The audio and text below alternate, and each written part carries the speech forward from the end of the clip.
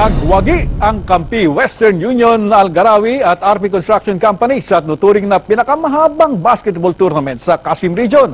Ang palarong basketball ng Al Nekra na natapos ng 9 na buwan. Yan po ang balitang Middle East ni Omar Balindong.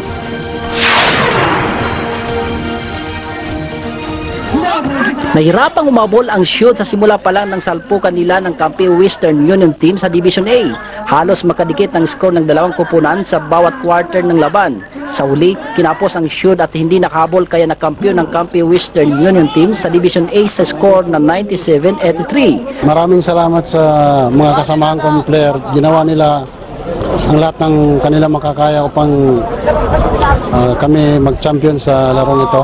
Nagwagi naman ang Algarawi sa Division B at ang RP Construction Company naman sa Division C. Most valuable player si Renedo Herman ng kampi Western Union team. Ako'y nagpapasalamat sa aking team dahil may tiwala sila sa akin at yung teamwork na binibigay namin sa isa't isa.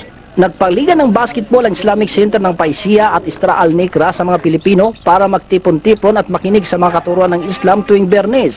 Tumagal ito ng 9 na buwan kaya itinuring na pinakamahabang paliga sa Saudi. At ang basketball ay siyang pinakapaboritong sports ng mga Pilipino, kaya ito ang naisipan ng Islamic Center na gawin namin upang ang ating mga kababayan dito sa Qasim Region ay ating maimbitahan at manood ng basketball at pinaka-importante marinig nila ang mensahe ng Islam.